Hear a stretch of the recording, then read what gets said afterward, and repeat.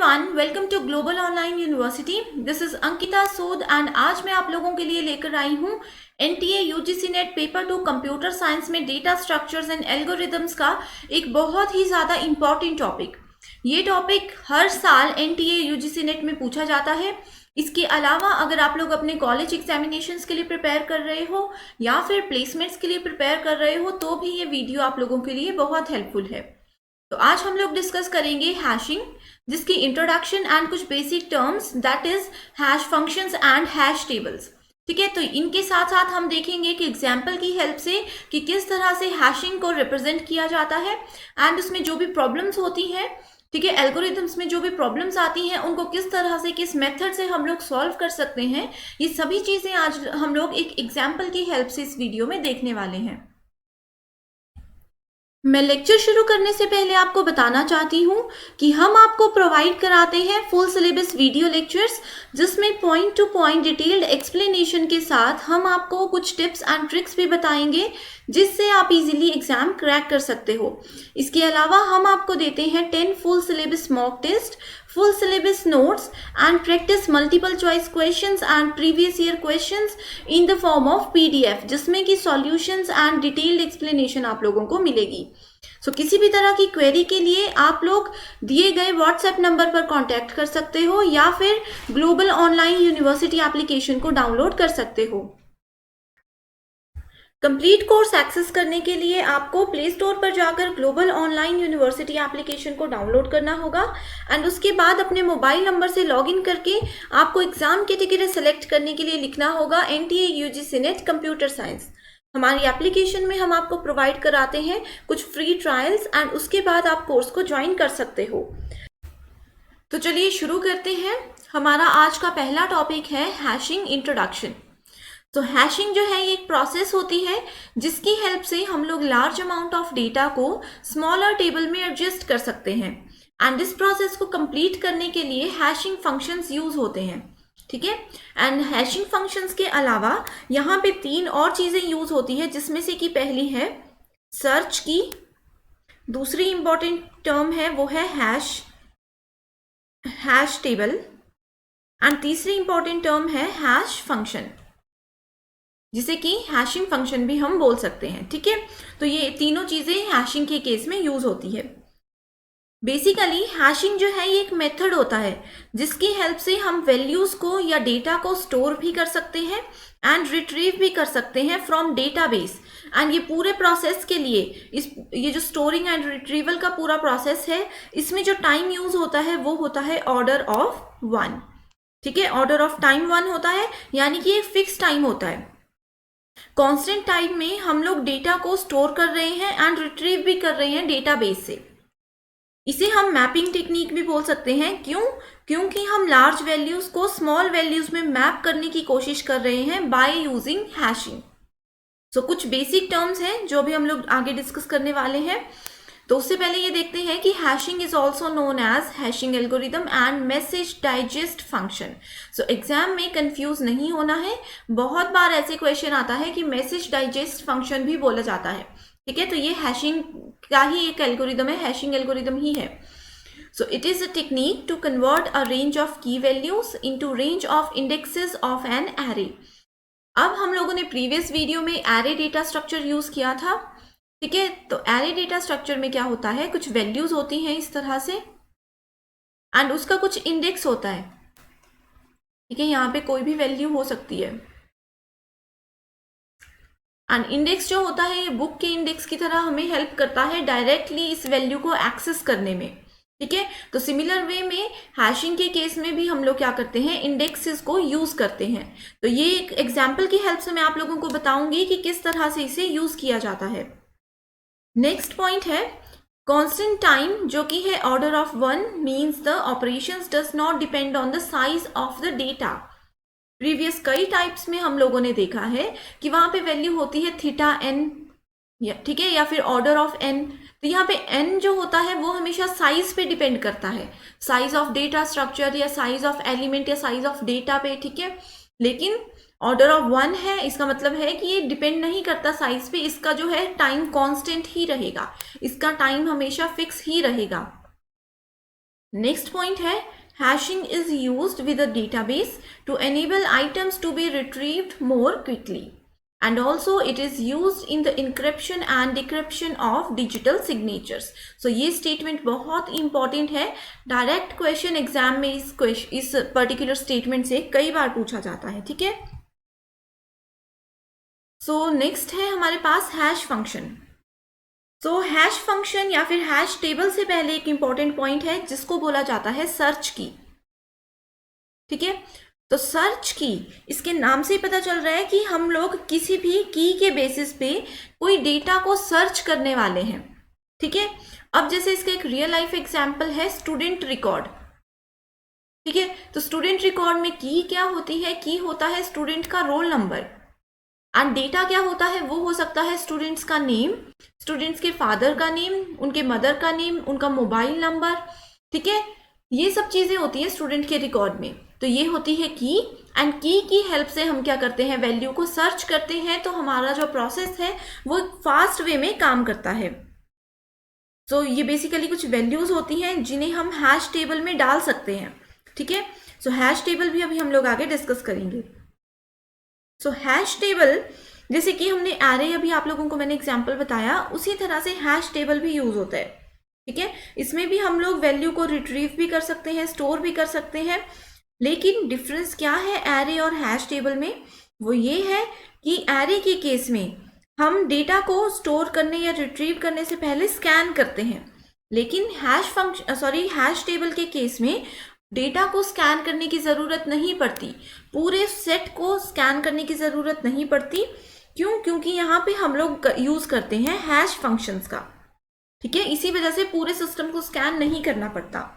तो अब देखते हैं कि हैश फंक्शंस क्या होते हैं. तो basically it is a fixed process converts a key to a hash key, that is known as hash function. This function takes a key and maps it to a value of a certain length which is called hash value, or simple we can say it as hash, ठीक है. सो hash function को calculate करने का एक formula होता है, ठीक है. बेसिकली इसके 3 मेथड्स होते हैं. तो थोड़ा सा इंट्रोडक्शन में तीनों मेथड्स का देती हूँ, बट मोस्टली जो है वो 2 मेथड्स ही यूज होते हैं, ठीक है. तो if the hash values are same the message is transmitted without any error. तो इसके 3 मेथड्स हैं. पहला है k mod 10, दूसरा मेथड है k mod n, एंड तीसरा मेथड है मिड स्क्वायर, ठीक है. ये तीनों मेथड्स हैं. तो अब हमें ये पॉइंट याद रखना है कि ये तीनों चीज़ें एक दूसरे से रिलेटेड होती हैं, लिंक्ड होती हैं.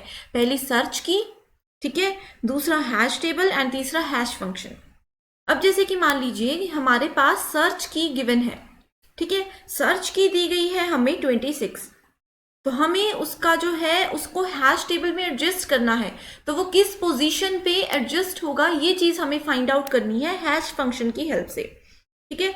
तो उसके लिए हम अगर पहला मेथड यूज करेंगे तो क्या कर सकते हैं हम लोग, डायरेक्ट लिख सकते हैं 26 डिवाइडेड बाय 10, यानी कि 26 mod 10, ठीक है. तो आंसर आ जाएगा हमारे पास 6. इसका मतलब है कि जो भी हम लोगों ने यहाँ पे टेबल बनाया है 0 1 2 3 4 5 एंड 6, ठीक है. तो 6th पोजीशन पे हम लोग 26 वैल्यू को लिख देंगे. तो इस तरह से इन चीज़ों को कैलकुलेट किया जाता है, ठीक है. तो यहाँ पे 10 क्यों लिखा, 10 का बेसिकली मतलब होता है कि टोटल हमारे पास 10 एलिमेंट्स हैं, यानी कि इस एरे में या इस हैश टेबल में हम लोग सिर्फ 10 वैल्यूज को ही स्टोर करवा सकते हैं, ठीक है.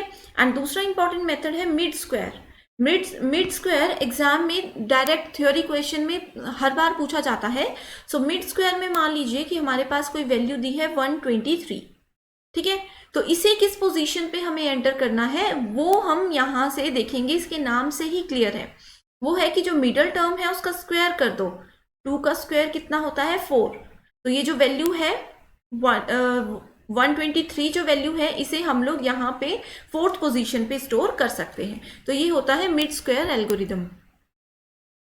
नेक्स्ट है हैश टेबल। इस तरह से यहाँ पे हमने रिप्रेजेंट किया हुआ है हैश टेबल को, ठीक है। ये एरे की तरह ही वर्क करता है, सिर्फ एक माइनर सा डिफरेंस है, वो ये है कि इसमें हमें वैल्यू को कंप्लीट जो एरे है या टेबल है उसे स्कैन नहीं करना पड़ता, ठीक है। सो हैश की फाइंड आउट करने का यहाँ पे मैंने आप लोगों को 3 मेथड्स बताए, ठीक है, k mod n, k mod n and mid square. इसके अलावा हमारे पास यहाँ पे हम डायरेक्ट फॉर्मूला भी अप्लाई कर सकते हैं जो कि है हैश की इज इक्वल टू की value divided by number of slots in the table. जैसे कि की वैल्यू हम लोगों ने ली थी 26 divided by number of slots, यहाँ पे 10 है, तो अगर हम इसे 10 कर देंगे तो आंसर आ जाएगा 6, राइट। तो हम लोग क्या करेंगे, जो 6th पोजीशन है यहाँ पे वैल्यू एंटर कर देंगे 26, ठीक है। तो इस तरह से हैश टेबल वर्क करता है। तो चलिए अब एक रियल लाइफ एग्जांपल की हेल्प से मैं आप लोगों को बताती हूँ कि हैशिंग किस तरह से वर्क करता है। तो सबसे पहले हैशिंग के लिए एक इम्पॉर्टेंट पॉइंट है, वो है सर्च की। एंड एग्जाम में जब भी आप लोगों को हैशिंग से रिलेटेड क्वेश्चन पूछा गया होगा वहां पे सर्च कीज गिवन होंगी। तो हम लोग कुछ रैंडम नंबर्स लेते हैं दैट इंक्लूड 26, 70, 18, 31, 54 एंड 93, ठीक है। तो यहाँ पे हमने कुछ रैंडम नंबर्स ले लिए हैं। तो पहला इंपॉर्टेंट पॉइंट था सर्च की, दूसरा इंपॉर्टेंट पॉइंट है हैश टेबल, ठीक है। तो हैश टेबल जो है वो हम लोगों को बनाना होगा एंड तीसरी इंपॉर्टेंट वैल्यू है वो है हैश फंक्शन, ठीक है। तो जनरली हैश फंक्शन जो है वो यूज होता है k mod 10, right, and k जो है यहाँ पे वो सर्च की होती है। तो इसके लिए पहले हम लोग हैश टेबल क्रिएट करते हैं, ठीक है। सो यहाँ पे हमने देखा है 10, इसका मतलब है कि हैश टेबल में टोटल 10 वैल्यूज होनी चाहिए, जिसको कि हमेशा 0 से हम स्टार्ट करते हैं। 0, दिस इज 1, 2,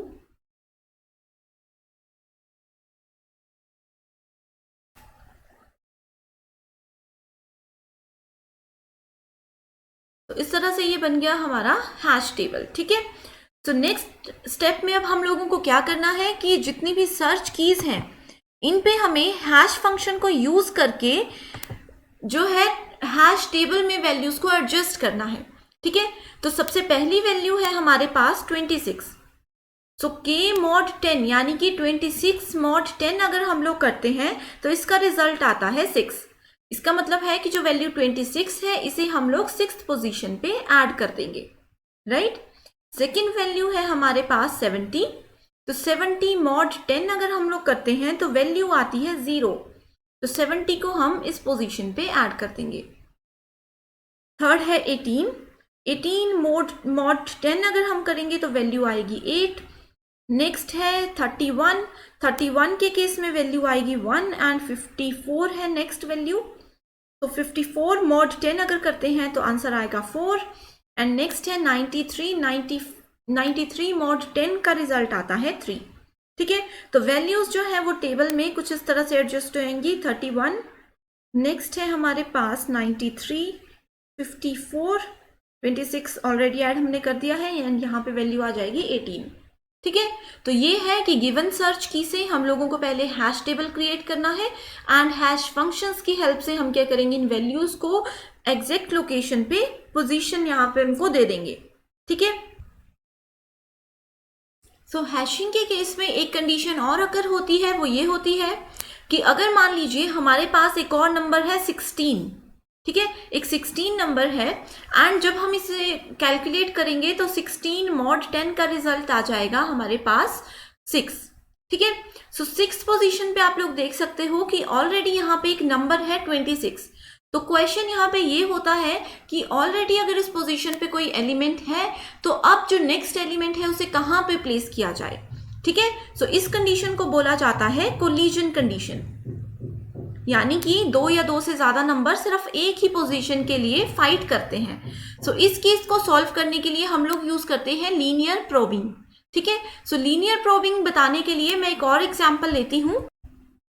तो सबसे पहले हमारे पास कुछ सर्च कीज गिवन है जिसमें कि है 43, 135, 72, 23, 99, 19 एंड 82, ठीक है। तो ये कुछ सर्च कीज हैं एंड इसमें अगर हम लोग हैश फंक्शन यूज करते हैं तो हम अगेन वही हैश फंक्शन यूज करेंगे k mod 10, ठीक है। सो k mod 10 का यहाँ पे क्या मतलब है, वो ये है कि हमें क्या करना होगा, फिर से एक यहाँ पे 10 स्पेसेस वाला एक हैश टेबल क्रिएट करना होगा।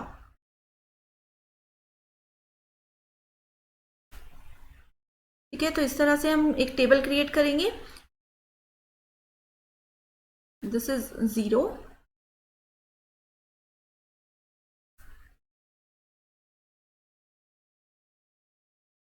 8 and this is 9, right?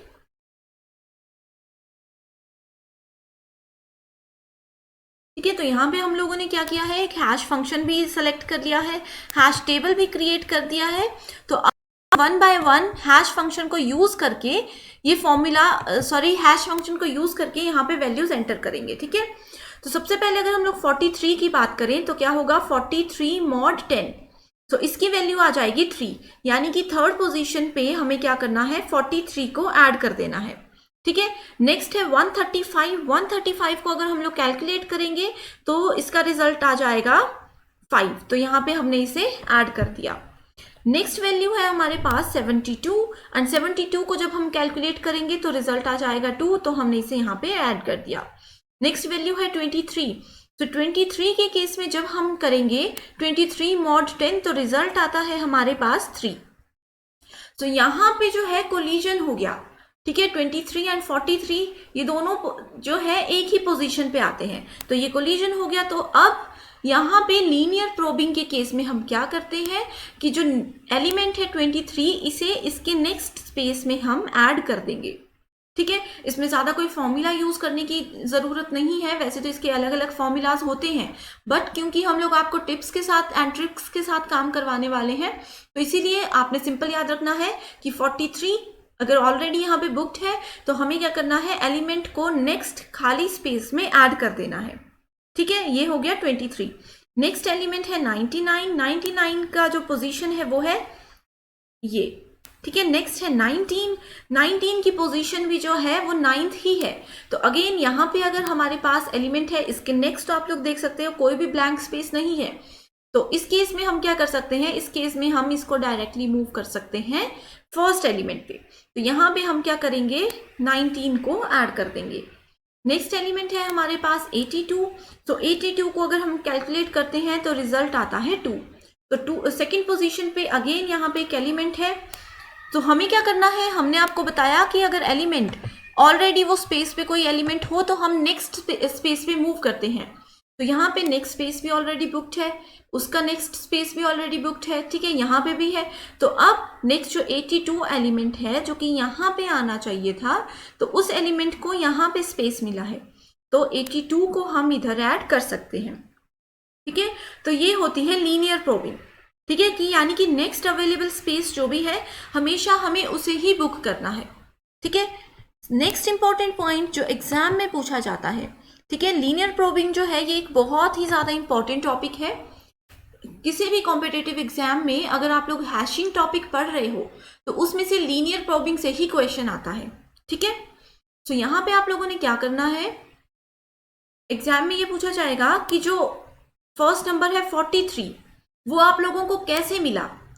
ठीक है, यानी कि 43 हम लोगों को फर्स्ट स्टेप में ही मिल गया था, तो 43 की जो प्रोबिंग वैल्यू है वो होगी 1, तो इसके आगे हम लोग 1 लिख सकते हैं। ठीक है, नेक्स्ट है 135। तो 135 की बात करें, ये भी हम लोगों को फर्स्ट सेट पे ही मिल गया था, तो इसके आगे भी लिखेंगे हम 1, कि पहली बार में ही मिल गया था हमें ये इसका स्पेस। ठीक है, इसके लिए हमें जो है मूव नहीं करना पड़ा, नेक्स्ट ब्लैंक स्पेस में एलिमेंट को मूव नहीं करना पड़ा। नेक्स्ट एलिमेंट है हमारे पास 72। तो 72 एलिमेंट जो है वो भी हम लोगों को डायरेक्टली मिल गया था, तो इसकी प्रोबिंग वैल्यू भी होगी 1। नेक्स्ट एलिमेंट है हमारे पास 23। तो 23 के केस में पहले जो है हम लोगों ने देखा था कि 23 का पोजीशन जो है ये था। ठीक है, ये पोजीशन था, लेकिन हमने इसे क्या किया था, नेक्स्ट पोजीशन पे मूव किया था, यानी कि इसे 23 को अपना फर्स्ट स्पेस नहीं मिला, इसे अपना सेकंड स्पेस मिला, तो यहाँ पे हम लिख देंगे 2, राइट। नेक्स्ट एलिमेंट है हमारे पास 99। 99 को भी अपनी पोजीशन पहले ही मिल गई थी, तो यहाँ पे लिख देंगे 1। नेक्स्ट एलिमेंट है 19। सो 19 को भी पहली बार में पोजीशन नहीं मिली थी, ठीक है, इसे भी दूसरी बार में पोजीशन मिली थी, तो इसकी प्रोबिंग वैल्यू है 2। नेक्स्ट एलिमेंट है हमारे पास 82। तो 82 को आप लोग देख सकते हो कि एग्जैक्ट वैल्यू थी ये वाली, ठीक है, लेकिन इसे स्पेस मिला यहाँ पे, तो काउंट करना है हमें इधर से 1 2 3 4 एंड देन 5। तो 82 की प्रोबिंग वैल्यू जो है वो होगी 5, ठीक है। तो ये होती है प्रोब वैल्यू या प्रोबिंग वैल्यू। तो ये बहुत ही ज्यादा एक इंपॉर्टेंट स्टेप है एग्जाम में। आप लोगों के कॉलेज लेवल एग्जाम में भी पूछा जा सकता है कि इस तरह से सर्चिंग कीज गिवन होगी एंड हमें उनकी क्या करनी होगी, प्रोबिंग वैल्यूज को फाइंड आउट करना होगा। तो ये पूछा जा सकता है कि जो वैल्यू 19 है या जो वैल्यू 82 है उसकी प्रोब वैल्यू फाइंड आउट करें, ठीक है। तो ये बहुत ही एक इंपॉर्टेंट सेक्शन है। इसकी यानी कि हैशिंग एंड ये जो भी प्रोबिंग है इसकी एडवांटेजेस भी होती हैं एंड डिसएडवांटेजेस भी होती हैं, ठीक है। सो इसकी पहली एडवांटेज है कि इसमें कोई एक्स्ट्रा स्पेस की ज़रूरत हमें नहीं पड़ती है, ठीक है। यानी कि अगर यहाँ पे 82 यहाँ पे 72 के साथ आना था तो हमने 82 के लिए कोई एक्स्ट्रा स्पेस ऐड नहीं किया, या फिर हमने इस गिवन स्पेस को बीच से डिवाइड नहीं किया। हमने क्या किया, नेक्स्ट जो ब्लैंक स्पेस हमें मिला वहां पे हमने इसे एडजस्ट कर लिया। तो ये है इसकी एक एडवांटेज। एंड इसकी मेजर डिसएडवांटेज ये है कि इसमें जो सर्चिंग है या रिट्रीवल है डेटा का वो बहुत ही ज़्यादा टाइम कंज्यूमिंग प्रोसेस है, ठीक है। ये एक बहुत ही ज़्यादा टाइम कंज्यूमिंग प्रोसेस है। कैसे, वो आप लोग यहाँ पे देख सकते हो कि अभी अगर हम लोगों ने कोई वैल्यू को सर्च करना था या वैल्यू को रिट्रीव करना था तो वो नेक्स्ट ब्लैंक स्पेस में उसको ढूंढता रहा, राइट। सो एक और important point hashing and linear probing के केस में क्या है, वो ये है कि अगर मान लीजिए यहाँ से हम लोगों ने किसी एक एलिमेंट को डिलीट कर दिया, ठीक है, यहाँ से हम लोगों ने एक एलिमेंट को डिलीट कर दिया एंड अगर हम लोग सर्च कर रहे हैं उसकी की के अकॉर्डिंग, हम लोगों को सर्च करना है कि उस एलिमेंट को ढूंढे जो 3rd पोजीशन पे है, ठीक है। तो जब पहले से हमारा जो सिस्टम है वो इन वैल्यू को सर्च करता हुआ पहुंचेगा तो वो तो देखेगा कि यहाँ पे सिस्टम खाली है, ये वाला स्पेस जो है वो बिल्कुल खाली है। तो हमारा सिस्टम, हमारा प्रोग्राम क्या समझेगा कि इसके आगे कोई भी एलिमेंट नहीं है एंड वो अपनी प्रोसेसिंग यहीं पे रोक देगा, ठीक है। तो ये भी एक डिसएडवांटेज है एंड इस डिसएडवांटेज को रिमूव करने के लिए हमें क्या करना होगा, किसी भी ब्लैंक स्पेस में कोई एलिमेंट को या कोई इंडेक्स या किसी भी वैल्यू को ऐड करना होगा। जैसे कि यहाँ पे इंडेक्स वैल्यू हमने ऐड कर दी हैश वैल्यू, ठीक है। हैश वैल्यू से हमारा सिस्टम समझ जाएगा कि ये स्पेस जो है ये स्पेस ब्लैंक स्पेस नहीं है, इसके आगे और भी एलिमेंट्स इंक्लूडेड हैं, ठीक है। तो ये एक बहुत ही इंपॉर्टेंट कॉन्सेप्ट है डेटा स्ट्रक्चर्स एंड एल्गोरिदम्स में। एग्जाम में इस पर्टिकुलर वीडियो से जरूर एक क्वेश्चन पूछा जाता है। I hope you understand every point. Thank you so much for watching this video.